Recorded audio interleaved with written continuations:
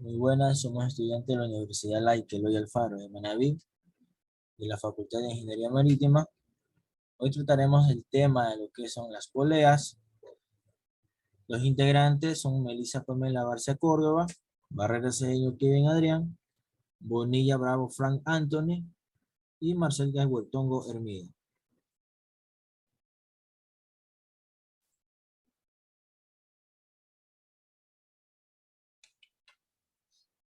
Primeramente hablaremos de lo que es un sistema de poleas. Una polea es una rueda que tiene una ranura o acanaladura en su periferia, que gira alrededor de un eje que pasa por su centro.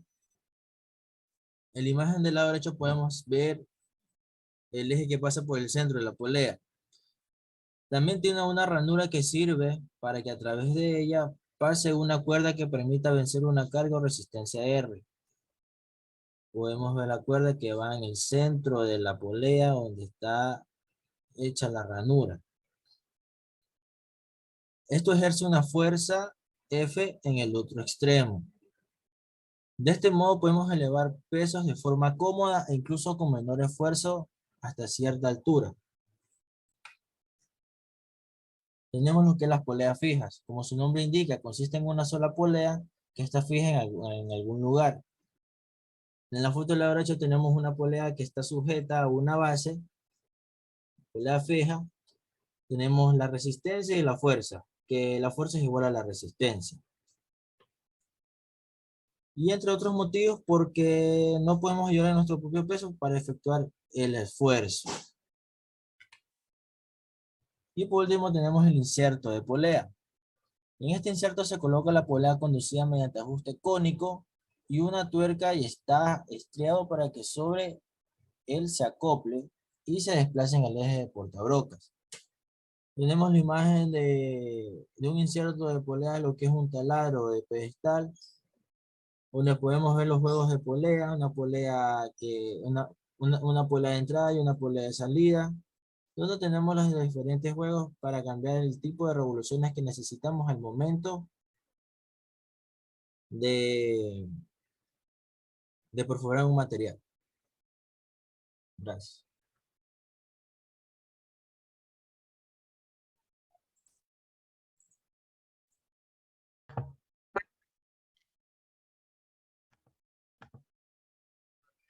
Caja de velocidades. Nos permite transmitir un movimiento giratorio entre dos ejes distantes, pero en este caso su diseño nos permite obtener con el mismo mecanismo diferentes velocidades en el eje conducido. Se emplean máquinas que necesitan varias velocidades de funcionamiento a partir de la única velocidad del motor y es especialmente apreciado en los taladros sensitivos. Como podemos observar en la imagen, tenemos también el sistema de poleas, que este es un sistema de poleas múltiples porque son cajas de velocidades. Como podemos observar, se ve el eje conducido, el eje conductor y el motor, que es el que crea todo el movimiento giratorio. En las poleas múltiples, para la fabricación de este mecanismo es necesario emplear las denominadas poleas múltiples. Estas están formadas por varias poleas de diferentes diámetros montadas sobre el mismo eje, al que permanecen unidas en un sistema de fijación fiable, que es un eje estriado y chaveta y tornillos. También una imagen como podemos apreciarla.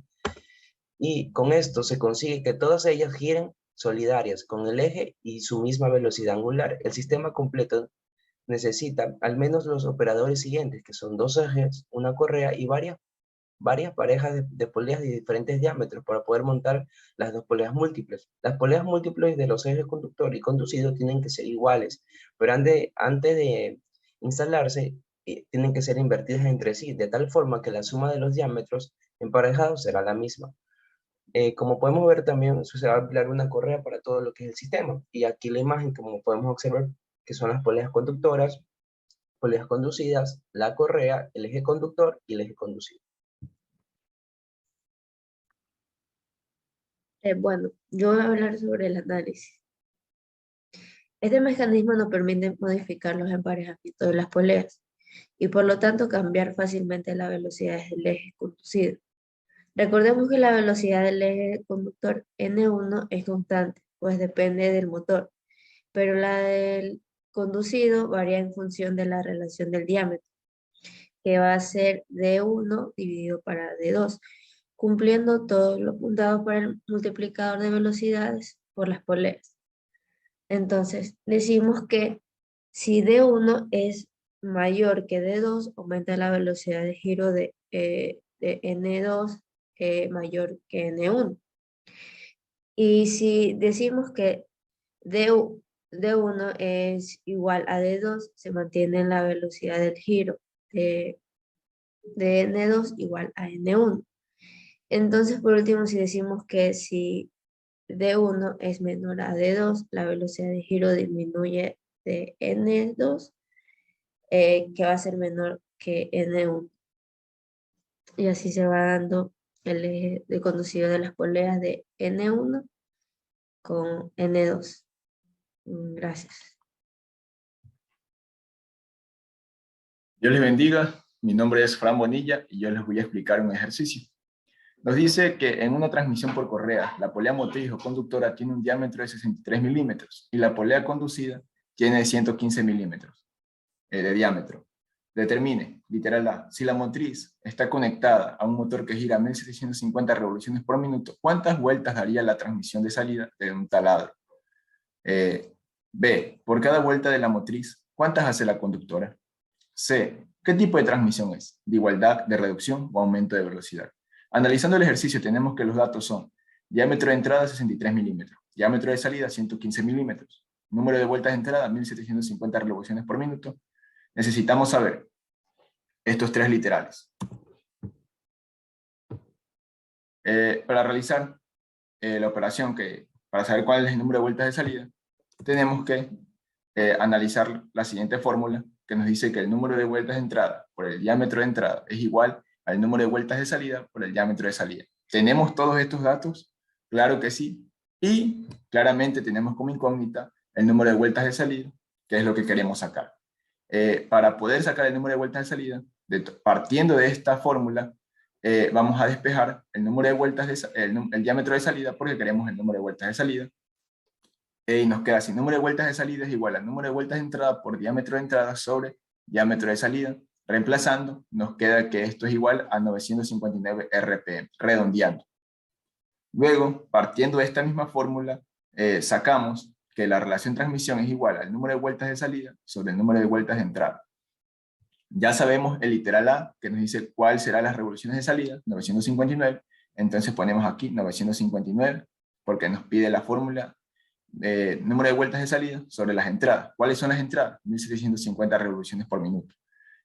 Resolvemos esta operación y nos queda 0,55 redondeando. Entonces, como respuesta tendríamos en el literal B que 0,55 vueltas dará la conducida por cada vuelta de la motriz. Y la 3, el literal 3, literal C, nos dice qué tipo de transmisión es, de igualdad, de reducción o aumento de velocidad. Claramente, como disminuyen las revoluciones, es por lo tanto una reductora. Ese sería el ejercicio. Dios le bendiga. Aquí podemos ver un anexo de la maqueta que como grupo hemos elaborado, y eso es todo. Dios le bendiga.